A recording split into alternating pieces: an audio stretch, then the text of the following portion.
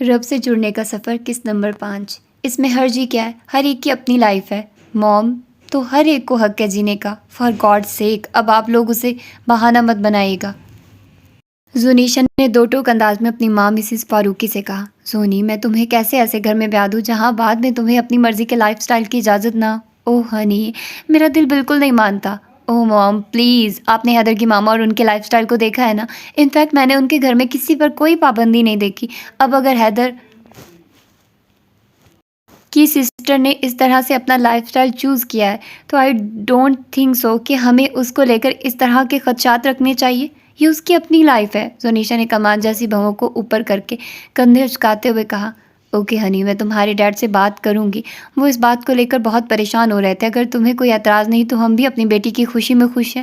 Mrs Farooqui نے پیار سے زونیشا کے گال کو تپک کر اس کے ڈائی شدہ بال سہلاتے ہوئے کہا۔ حیدر کے سسرال فاروقی صاحب کی فیملی کو فاطمہ کے پردے کا پتہ چل چکا تھا۔ مسلسل 2 تقریبات پر ریحان صاحب کی اکلوتی بیٹی کی غیر موجودگی ان کے لیے تشویشناک تھی، اس لیے حیدر کی رسم کے بعد مسز ریحان نے خود انہیں سارا معاملہ بتا کر ان سے معذرت کی تھی کہ وہ اپنی اکلوتی بیٹی کے اس جنونی رویے کے لیے شرمندہ ہے۔ مسز فاروقی تب تو کچھ نہ کہہ پائی تھی، مگر گھر آ کر کئی دن تک ان کی اپنی فیملی میں اس معاملے کو لے کر بہت خدشات پیدا ہوتے رہے تھے۔ زونیشا ہمیشہ سے آزاد خیال لڑکی رہی تھی، اس پر کسی بھی قسم کی روک ٹوک نہ تھی۔ ان کی فیملی ریحان صاحب کی فیملی سے زیادہ ایلیٹ تھی۔ دین تو بس نام کا تھا، اور یہ نام بھی پاسپورٹ یا ID کارڈ پر ریلیجن کے خانے کو پر کرنے کی حد تک تھا۔ اسی آزاد خیالی کا نتیجہ تھا کہ میڈیکل کالج میں ہی زونیشا اپنے فیلو حیدر کی محبت میں مبتلا ہو چکی تھی۔ زونیشا کی خوشی کی خاطر اس کے پیرنٹس نے ہمیشہ اس کی ہر جائز ناجائز خواہش پوری کی تھی، مگر یہاں آ کر رشتے کا معاملہ، اور وہ بھی اس طرح کی فیملی میں، انہیں سوچنے پر مجبور کر رہا تھا۔ ہمیں کوئی اعتراض نہیں ہے مسز ریحان، ہر ایک کی اپنی زندگی ہے، اور ویسے بھی فاطمہ نے بھی اپنے گھر کی ہو جانا ہے۔ آپ شادی کی تیاریاں کریں۔ ہاں مگر بس شادی والے دن ذرا خیال رکھیے گا۔ دراصل ہماری فیملی ان باتوں کو دقیانوسیت سمجھتی ہے، سو یقیناً آپ سمجھ رہی ہوں گی نا؟ مسز فاروقی نے بڑی ہوشیاری سے مسز ریحان کے سامنے فون پر ڈھکے چھپے الفاظ میں اپنا مطالبہ رکھتے ہوئے کہا تھا۔ 1 مہینے بعد شادی طے ہو چکی تھی۔ مسز فاروقی نے سارے خاندان کے لوگوں کو یہی بتا رکھا تھا کہ حیدر کی بہن اپنے بابا کے ساتھ کینیڈا میں رہ کر پڑھائی کر رہی ہے، اس لیے وہ رسم پر نہیں آ سکی تھی، مگر انہیں کیا معلوم تھا کہ آنے والے دنوں میں شادی کا دن ان کے لیے سخت امتحان بننے والا تھا۔ اب مجھے سمجھ نہیں آتی اس لڑکی کا کیا کروں، مسز ریحان نے اپنے ہاتھوں پر لوشن لگاتے ہوئے بیزاری سے کہا۔ کیا کرنا ہے، اور اس کی حالت دیکھو، اتنی کمزور ہوتی جا رہی ہے، چہرہ اتر گیا، کھانا پینا کم ہو گیا، اور تم کیا کرو گی اس کے ساتھ؟ ریحان صاحب نے کتاب سے نظریں ہٹا کر اپنی بیگم کو دیکھتے ہوئے کہا۔ پریشانی کے آثار ان کے چہرے پر واضح تھے۔ کیا مطلب ہے آپ کا؟ یہ حال میں نے کیا ہے اس کا؟ بس کر دے ریحان صاحب، انسان نے جب اپنی الگ ہی دنیا بنائی ہوئی ہو تو وہ خوش رہ کیسے سکتا ہے؟ انہوں نے حیرت سے تکتے ہوئے ترکی بہ ترکی جواب دیا۔ پتہ نہیں، اس کے خوش ہونے کا تو میں نہیں کہہ سکتا، مگر اس کی آنکھوں میں ایک عجیب چمک دیکھی ہے آج میں نے، اس کے لہجے میں ایک مٹھاس ہے جو پہلے نہیں تھی، اس کی باتیں میرے دل پر بہت اثر کرتی ہیں۔ بس کریں ریحان صاحب، صاحبزادی آج کل آپ کی خدمتیں کرنے لگ گئی ہے تو آپ کو میں قصوروار نظر آنے لگی ہوں، انہوں نے مصنوعی ناراضگی والے لہجے میں کہا۔ نہیں، ایسی بات نہیں ہے، یہ حقیقت ہے کہ اس کی یہ تبدیلی بہت شاندار ہے۔ دیکھو، ہمارے بیٹوں نے کبھی ہم سے آ کر پوچھا ہے کہ آپ کو کوئی تکلیف تو نہیں؟ میں جب سے ادھر آیا ہوں ہر روز مجھے میڈیسن خود دیتی ہے، دبا کر جاتی ہے۔ ویسے غور تو تم نے بھی کیا ہوگا کہ تمہارا بھی بہت خیال رکھتی ہے، ریحان صاحب نے اپنی مسکراہٹ دباتے ہوئے کہا۔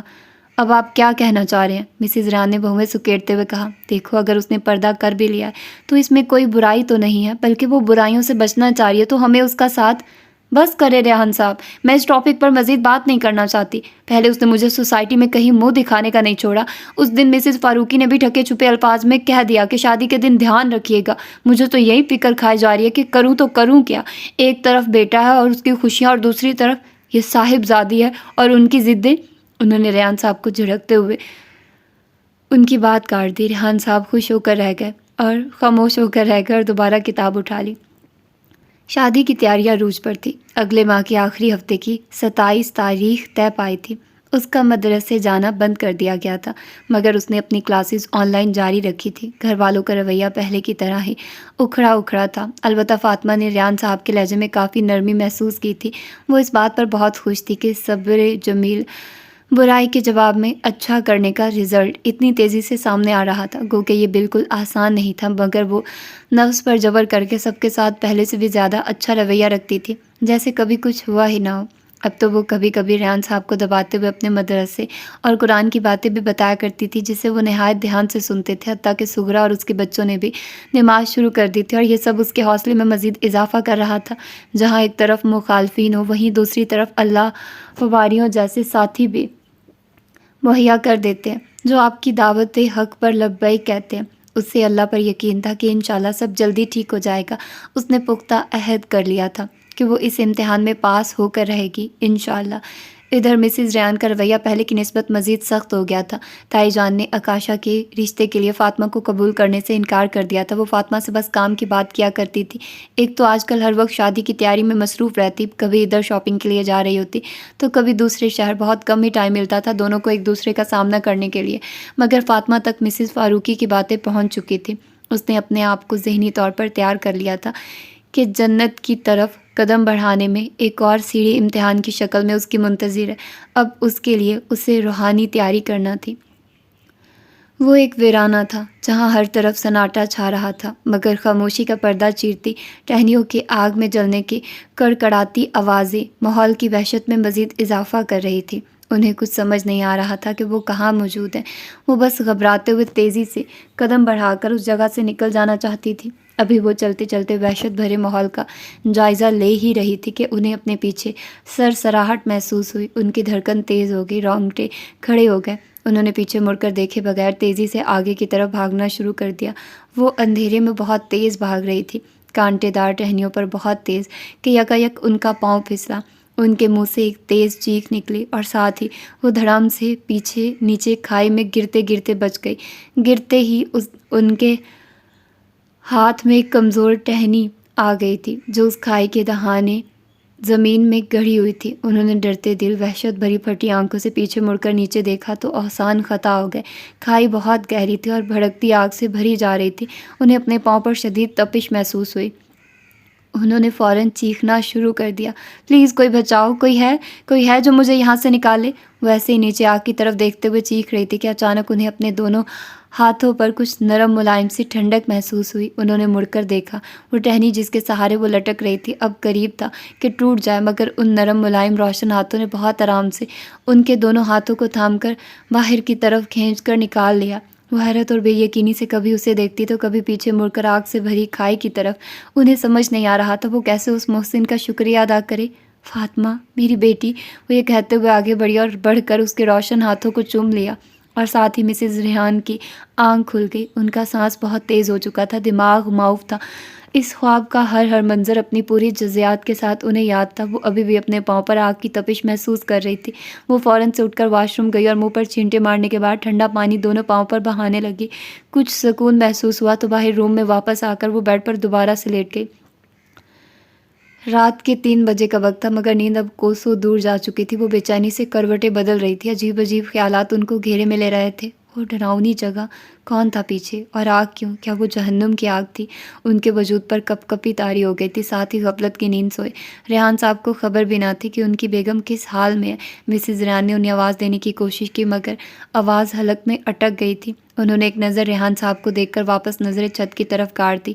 وہ روشن ہاتھ، ریحان کیوں نہیں مجھے بچانے آئے؟ فاطمہ ہی کیوں؟ اور اس کے ہاتھ روشن کیوں تھے؟ اوہ مائی گاڈ! وہ اٹھ کر بیٹھ گئی اور آنکھیں مسلنے لگی۔ ان کا دل گھبرا رہا تھا۔ وہ پریشانی کے عالم میں کمرے سے نکلی اور دبے پاؤں نیچے سیڑھیاں اتر کر فاطمہ کے کمرے کی طرف جانے کو قدم بڑھا دیے۔ لاؤنج میں لیمپس کی پھیلی مدھم سی روشنی ماحول کو بہت پرسکون بنا رہی تھی۔ وہ جیسے جیسے فاطمہ کے کمرے کی طرف قدم بڑھا رہی تھی، انہیں اپنی دھڑکن تیز ہوتی ہوئی محسوس ہو رہی تھی۔ ایک احساس جرم تھا جو ان کے دل کو اپنے حصار میں لے رہا تھا۔ وہ کامتی ٹانگوں کے ساتھ اس کے کمرے کے دروازے پر پہنچ کر ٹھٹک گئی۔ اندر سے ہلکی ہلکی سسکیوں کی آواز آ رہی تھی۔ ان کا دل ایک دم ڈر گیا۔ وہ تیزی سے آگے بڑھ کر اس کے کمرے کی ونڈو جو لاؤنج میں کھلتی تھی اس کے پاس چلی گئی۔ فاطمہ کے کمرے میں مدھم سی روشنی تھی، ونڈو کھلی ہوئی تھی، مگر اس کے آگے پردے لٹک رہے تھے۔ مسز ریان نے گرل سے ہاتھ اندر ڈال کر نہایت خاموشی اور آرام سے پردوں کو پیچھے کر کے اندر جھانکا۔ اس کی سسکیوں کی آواز بلند ہو رہی تھی۔ اس کی سسکیوں میں ایک درد تھا جو مسز ریان کے دل کو ٹھیس پہنچا رہا تھا۔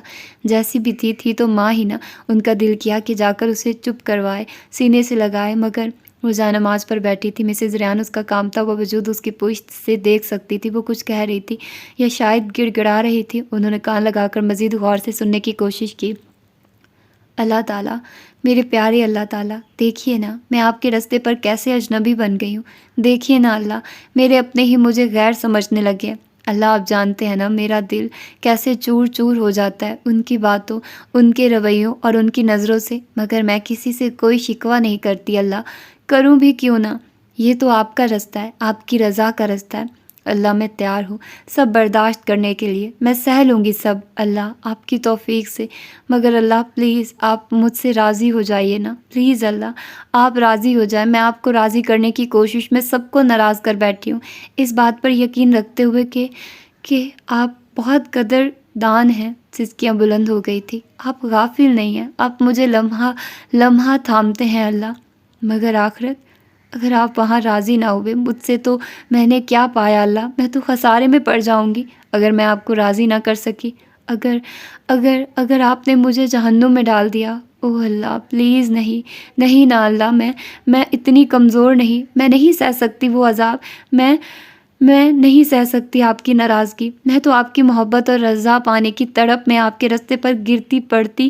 چل رہی ہوں اللہ میں نہیں سہ سکتی وہ آگ، مجھے معاف کر دے، میرا ہر گناہ، ماضی کا، حال کا، مستقبل کا، ہر گناہ میرے نامہ اعمال سے مٹا دے اللہ، آپ قادر ہیں مٹانے پر، پلیز مجھ سے راضی ہو جائیں، میرے گھر والوں سے راضی ہو جائیں، ان کے بھی گناہ معاف کر دے اللہ، وہ انجان ہیں، ان کے دلوں کو ہدایت کے نور سے منور کر دیں، انہیں میرے دین کا ساتھی بنا دے، ہمیں اپنی جنتوں میں اکٹھا کر دینا یا اللہ، پلیز آپ المجیب ہے نا، دعا قبول کرتے ہیں نا، میری دعا سن لے، میری پکار سن لے اللہ۔ اب وہ آپس کے تعلقات کی بہتری کے لیے رو رو کر مسنون دعا مانگ رہی تھی۔ اے اللہ ہمارے دلوں میں الفت ڈال دے اور ہمارے آپس کے معاملات کی اصلاح کر اور ہمیں سلامتی کے راستے دکھا اور ہمیں گناہوں کے اندھیروں سے ہدایت کی روشنی کی طرف نجات دے اور ہمیں ظاہر اور چھپے ہوئے گناہوں سے بچا اور ہمارے لیے ہماری سماعتوں، ہماری بینائیوں، ہمارے دلوں اور ہماری بیویوں اور ہماری اولاد میں برکت دے اور ہماری توبہ قبول کر، بے شک تو ہی توبہ قبول کرنے والا مہربان ہے۔ مسز ریان مزید وہاں نہ رک سکی، ان کی ٹانگیں جواب دے رہی تھی، وہ کامتے ہاتھوں سے ارد گرد کی چیزوں کو تھامتے آگے جا کر صوفے پر جا گری۔ کتنے عرصے بعد آج ان کی آنکھوں سے آنسو نکلے تھے، انہیں خود سمجھ نہیں آ رہا تھا کہ ان کے ساتھ کیا ہو رہا ہے۔ السلام علیکم، کدھر ہے جناب؟ آپ تو غائب ہی ہو گئے ہیں۔ شہریار نے بہت خوشگوار موڈ میں مسکراتے ہوئے معاذ سے فون پر محبت بھرا شکوہ کیا۔ وعلیکم السلام ورحمۃ اللہ، ادھر ہی ہیں دلہا بھائی، آپ کی شادی کی تیاریوں میں مصروف، معاذ نے بھی بھرپور انداز میں ہنس کر جواب دیتے ہوئے کہا۔ جواباً شہریار اپنی مسکراہٹ دبا کر رہ گیا۔ ہاں اب کیوں خاموش ہو گئے؟ لڑکیوں کی طرح شرم آ رہی ہے کیا؟ اس نے شہریار کو چھیڑتے ہوئے پوچھا۔ ہاں نہیں، بس وہ سمجھ نہیں آ رہی تھی کہ کیا جواب دوں، اس نے ہنستے ہوئے کہا۔ تو سیدھا کہہ دو نا کہ شرم آ گئی ہے میرے بھائی کو۔ معاذ آج فل چھیڑنے کے موڈ میں تھا۔ اچھا بابا، آ گئی شرم، بس؟ شہریار ہنس پڑا تھا۔ اور سناؤ کیا چل رہا ہے؟ بس سیکنڈ ٹائم پڑھائی شروع کر دی ہے، سوچا ڈگری مکمل کر لوں۔ یہ تو بہت اچھی بات ہے، انشاءاللہ اس سے آگے فائدہ ہوگا انشاءاللہ۔ اچھا، میں نے ایک ویلفیئر آرگنائزیشن جوائن کیا، آج شام ان کا یوتھ کے لیے سیشن ہے، تم آ سکتے ہو؟ ضرور، ٹاپک کیا ہے؟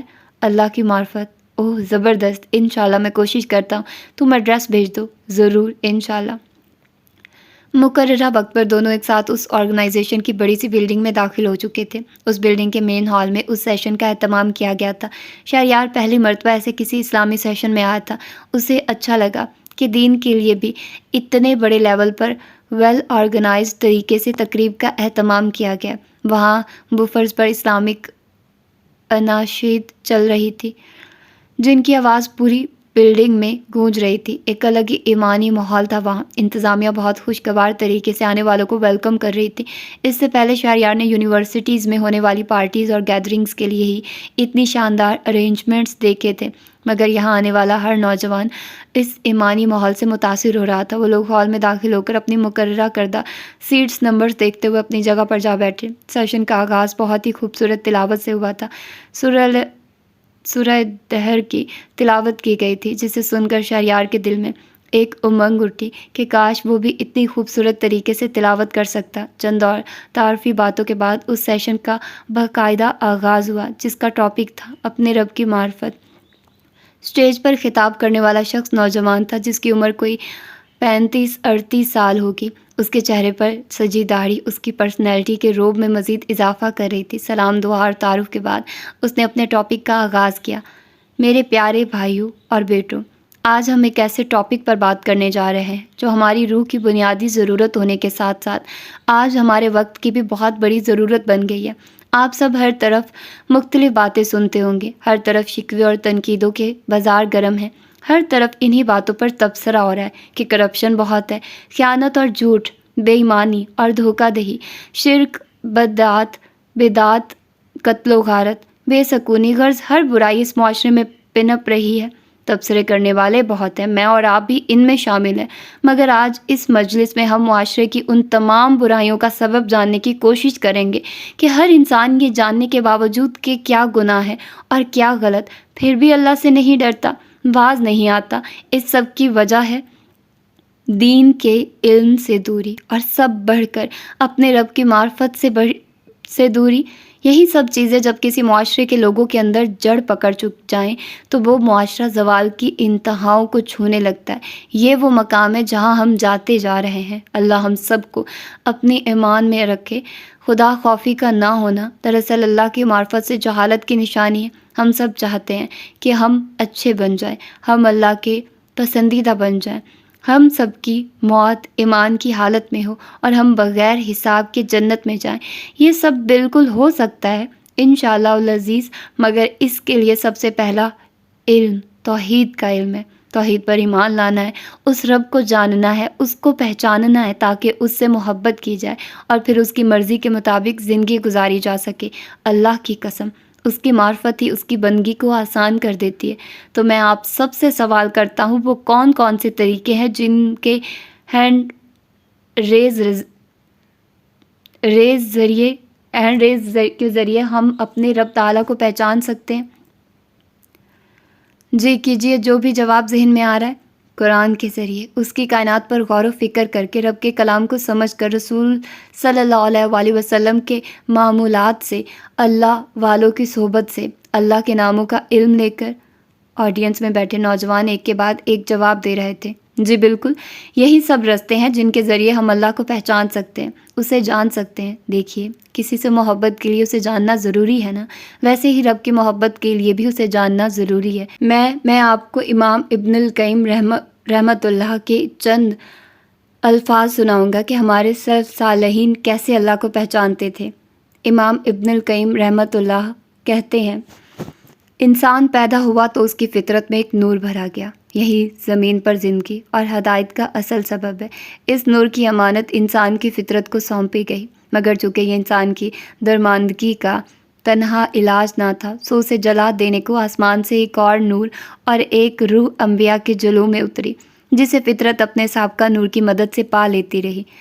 تب نبوت کی ذوفشانی سے فطرت کی مشعلیں جل اٹھی، فطرت کے نور پر وحی کا نور، نور علی نور۔ پھر کیا تھا؟ دل روشن ہوئے، چہرے دمکنے لگے، پس مردہ روحوں کو زیست کی تازگی ملی، جبین نیاز میں تڑپتے سجدے حقیقت بندگی سے آشنا ہوئے، آسمان کی روشنی سے دل خیرہ ہوئے، تو پھر زمین کے کمکمے جلنے نہ پائے۔ ایک بصیرت تھی کہ دل کی آنکھ چشم ظاہر سے آگے دیکھنے لگی، یقین کا نور ایمان کے سب حقائق منکشف کرنے لگا۔ پھر دل تھے، گویا رحمان کے عرش کو پورے جہان سے اوپر دیکھتے ہیں، اس عرش کے اوپر ان کے رب نے استوا فرما رکھا ہے، ہو بہو جیسے اس کی کتاب اور اس کے رسول نے خبر دی ہے۔ وہ اس عرش عظیم کے اوپر سے اپنے رب کو آسمان و زمین میں فرما روا پاتے ہیں، جو وہی سے حکم صادر فرماتا ہے، مخلوق کو چلاتا ہے، روکتا اور ٹوکتا ہے، بے حد و حساب خلقت کو وجود دیے جاتا ہے، پھر ہر ایک کو کھلاتا اور رزق دیتا ہے، مارتا اور جلاتا ہے، فیصلے کرتا ہے جن کا کوئی حساب نہیں اسے صادر ہو، پھر دنیا میں لاگو نہ ہو کوئی فیصلہ نہیں جو اس عرش کے اوپر پائے۔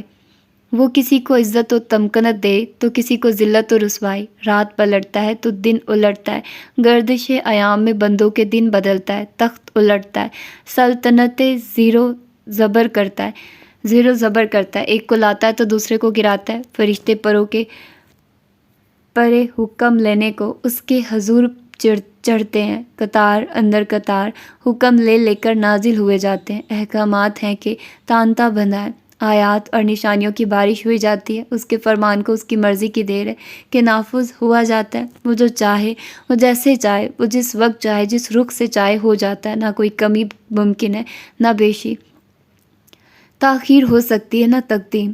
اسی کا حکم چلتا ہے۔ آسمانوں کی پنہائیوں میں، زمین کی تنہائیوں میں، روئے زمین سے پتال تک، وہ ہر لمحہ ہر نفس کا فیصلہ کرتا ہے، ہر سانس کا فیصلہ کرتا ہے، ہر لقمے، ہر نوالے کا فیصلہ کرتا ہے، ہر نیا دن، ہر نئی صبح اور شام، نئی شام وہ چاہے تو دیکھنا نصیب ہوتی ہے۔ بحر و بر کا ہر زیرو اس کا رہین التفات ہے۔ جہان کے ہر کونے، ہر ذرے کی قسمت ہر لمحہ طے ہوتی ہے۔ پورے جہان کو وہ جیسے چاہے الٹتا اور پلٹتا ہے، پھیرتا اور بدلتا ہے۔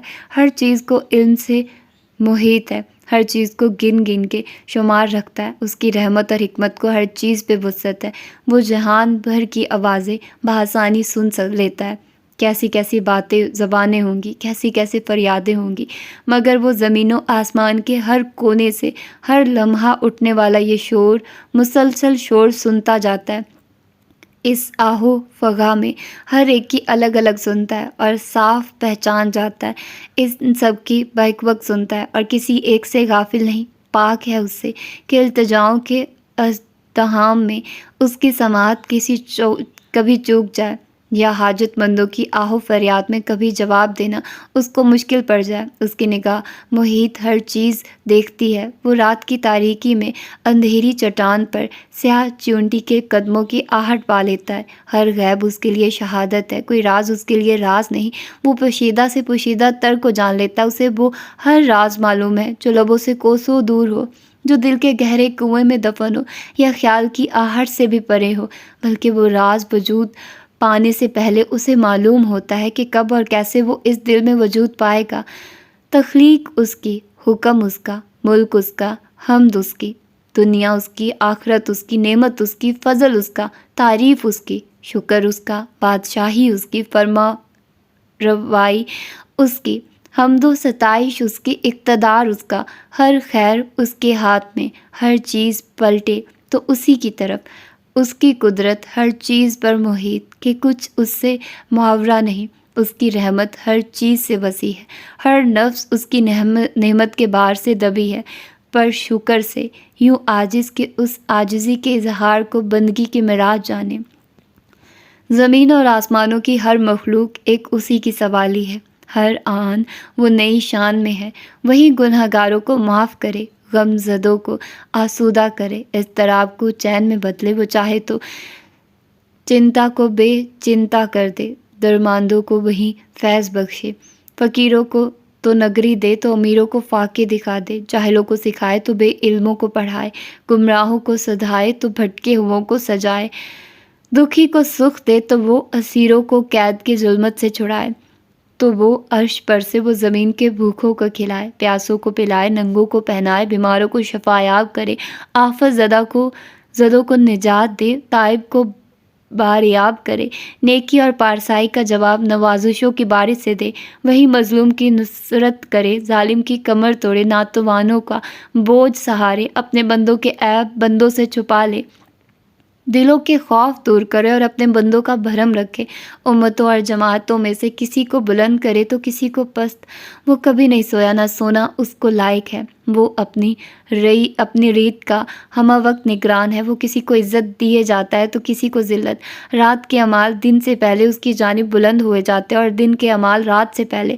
اس کا حجاب ایک نور بے قرار ہے، جسے وہ ہٹا دے تو اس کے رخ کا نور ہر چیز بھسم کر دے۔ اس کا دست کشادہ اور فراخ ہے، جو خرچ کرنے اور لوٹانے سے کبھی تنگ ہونے کا نہیں۔ وہ صبح شام لوٹاتا ہے، جب سے مخلوق پیدا ہوئی وہ لوٹائے جاتا ہے، پر اس کے ہاں کمی آنے کا سوال نہیں۔ بندوں کے دل اور پیشانیاں اس کی گرفت میں ہیں، جہاں بھر کے زمام اس کے قضاء و قدر سے بندھی ہیں۔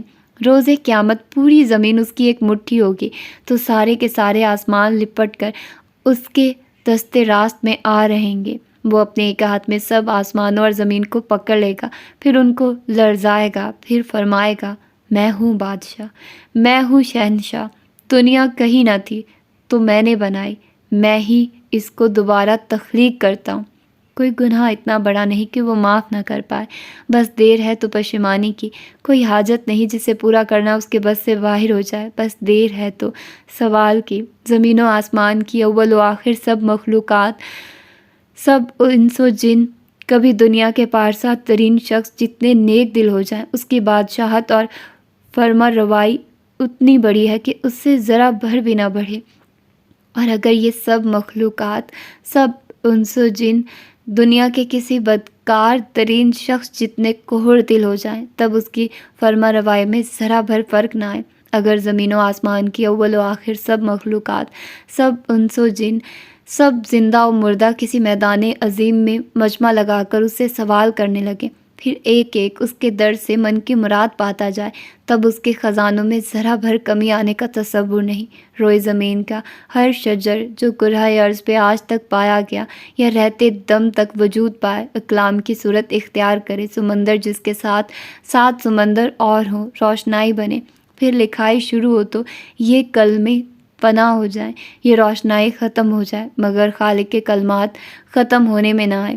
اس کے کلمات ختم بھی کیسے ہوں جن کی کوئی ابتدا ہے نہ انتہا، جبکہ سب مخلوقات ابتدا اور انتہا کی اسیر ہیں۔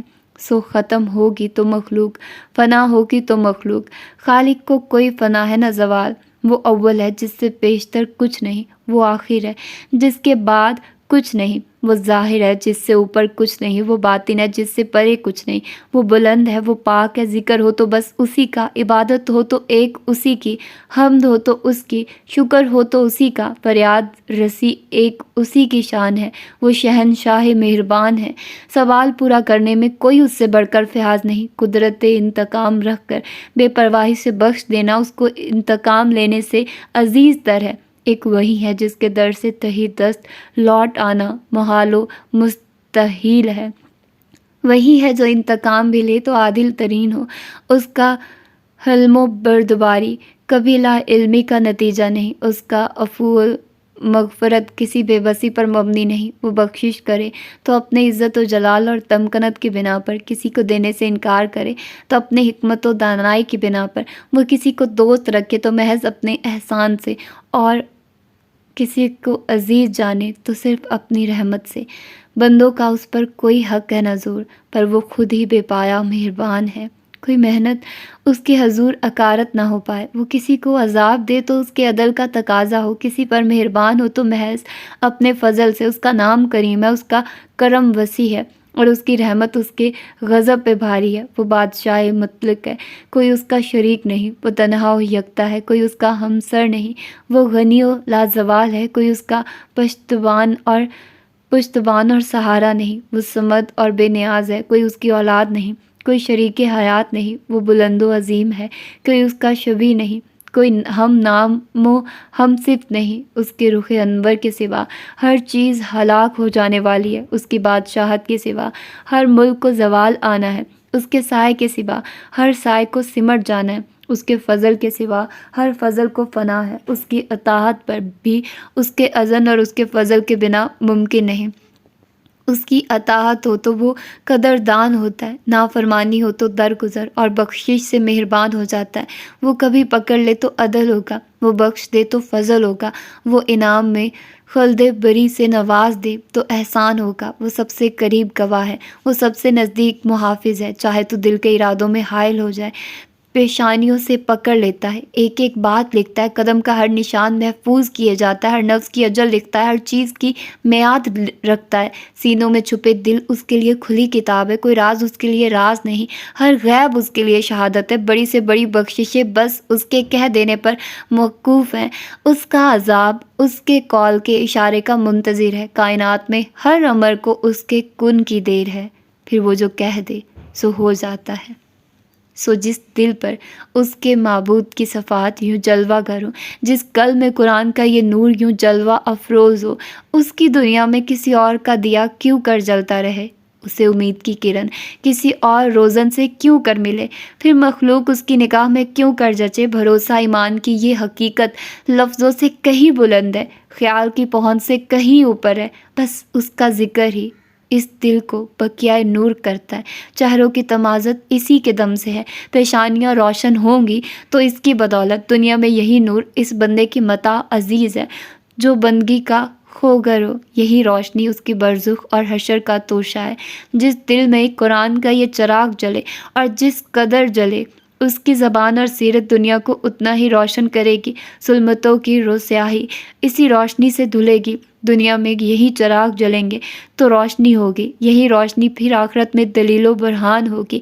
ایسے بلند ہو تو سورج کی مانند روشن مومن بھی ہے جن کے اعمال سوئے عرش ہوں۔ پھر جب روح اپنا حسد چھوڑ کر اس کے حضور باریاب ہونے کو آسمانوں میں چڑھے تو فضائیں اس کی راہ میں روشن ہوتی جائیں، اور جو قیامت کے روز اس روشن چہرے کو روپ ملے گا وہ تو پھر نظارہ خلائق ہوگا۔ اے اللہ، بس تجھی سے امید ہے اور تجھی پر بھروسہ۔ یہ خوبصورت الفاظ سناتے سناتے اس نوجوان کی آواز بھرا چکی تھی۔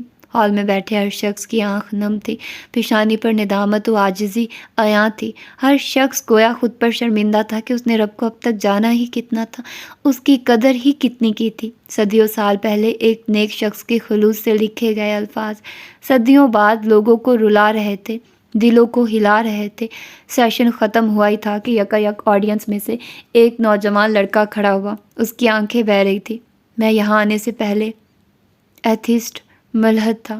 میں ایک سو کالڈ مسلمان گھرانے میں پیدا ہوا تھا، مگر کسی نے مجھے میرے خالق کی معرفت نہیں کروائی۔ میں اپنے گھر والوں سے سوال پوچھا کرتا تھا اور وہ مجھے چپ کروا دیا کرتے تھے۔ جیسے جیسے میں بڑا ہوتا گیا، کچھ یونیورسٹی اور کچھ صحبت کے اثر سے میں اسی بات پر جم گیا کہ جو نظر نہیں آتا وہ خدا کیسے ہو سکتا ہے۔ مجھ سے سب سے بڑی غلطی یہ بھی ہوئی کہ میں نے اس خالق کے قرآن کو سمجھ کر نہیں پڑھا، اس کو اہمیت ہی نہیں دی۔ مگر اللہ کی قسم میں جانتا ہوں، الحاد کے اب تک کے سفر میں میری روح نے اذیت کے سوا کچھ نہیں پایا۔ آج میرے دوست کے زور دینے کی وجہ سے میں اس کے ساتھ یہاں آیا کہ شاید مجھے میرے سوالوں کے جواب مل جائیں جن کی کھوج شاید میں اب روک چکا تھا۔ مگر ان الفاظ نے، اللہ کی اس خوبصورت تعارف نے میرے دل کو جھنجھوڑ دیا۔ گویا میری روح پکار اٹھی ہے کہ یہی حق ہے۔ ہاں، میں اسلام قبول کرتا ہوں۔ اشہد ان لا الہ الا اللہ و اشہد ان محمدً عبدہ و رسولہ۔ میں گواہی دیتا ہوں کہ اللہ کے سوا کوئی معبود نہیں، اور میں گواہی دیتا ہوں کہ محمد صلی اللہ علیہ وآلہ وسلم اس کے بندے اور رسول ہیں۔ اس نے شہادت کی انگلی بلند کرتے ہوئے سسک کر کانپتی ہوئی آواز میں کہا۔ پورے ہال میں تکبیر کی آواز گونج اٹھی تھی۔ سب بہتی آنکھوں سے اس نوجوان لڑکے کو اٹھ کر گلے لگا رہے تھے۔ شہریار کا دل کر رہا تھا کہ وہ سسکیوں سے روئے، مگر کس لیے؟ اپنی نوجوان نسل کے اللہ کی معرفت سے جاہل ہونے پر یا اپنی غفلت پر وہ ماں سے اجازت لیتا ہوا تیزی سے باہر نکل گیا، مگر اب کی بار ایک نئے عزم سے خود سے ایک عہد کرتے ہوئے کہ اب وہ اپنی زندگی کو ضائع نہیں کرے گا، اب وہ غفلت میں نہیں رہے گا۔ تو یہ تھا آج کا خوبصورت ناول، آج کی خوبصورت ایپیسوڈ۔ ہوپ فلی کہ آپ لوگوں کو بہت اچھی لگی ہوگی، آپ لوگوں نے میری طرح بہت کچھ اس سے سیکھا ہوگا، سمجھا ہوگا، اور یار بس یہی دعا کر سکتے ہیں کہ اللہ تعالیٰ ہمیں بھی اچھا مسلمان بنائے۔ آپ لوگ میرے لیے بھی دعا کریں اور اپنے لیے بھی دعا کریں، اور کوشش کریں کہ خود کو اچھے راستے پر چلا سکے، اچھے راستے پر جائیں۔ انشاءاللہ میں مصحف بھی پڑھوں گی، میرا دل کر رہا ہے اس ناول کو پڑھنے کا۔ میں نے ایک دفعہ پڑھا تھا خود سے، اور لیکن اب میرا دل کر رہا ہے کہ میں اس کو پڑھوں۔ تو سارے جتنے بھی ناولز اب میں پڑھوں گی نا، لانگ ناولز، وہ آپ لوگوں کو ملیں گے فار ایور بک ہیون اور بکس فار ایور پر۔ یہاں پر شارٹ ناولز ہوں گے، لیکن کبھی کبھار میں لانگ ناول کبھی کبھی پڑھ دیا کروں گی، لیکن زیادہ تر تو شارٹس ہی ناول آپ لوگوں کو ادھر ملا کریں گے، ٹھیک ہے؟ باقی جتنے بھی پوڈ کاسٹ میں ناولز ہیں وہ سارے لانگ ناولز ہیں، آپ لوگ جا کر سن سکتے ہیں، اور یقیناً آپ لوگوں کو بہت پسند بھی آئیں گے۔ تو اپنا ڈھیر سارا خیال رکھیے گا، مجھے دعاؤں میں یاد رکھے گا۔ ملتے ہیں کسی اور اچھی سی ایپیسوڈ میں، اس کی اچھی سی ایپیسوڈ میں۔ اور مسٹر اینڈ مسز بیسٹ میں نے books for ever per upload کر رہی ہوں، اور ماہ ملکہ فار ایور بک ہیون پر ہے۔ تو اپنا ڈھیر سارا خیال رکھیے گا۔ اللہ حافظ۔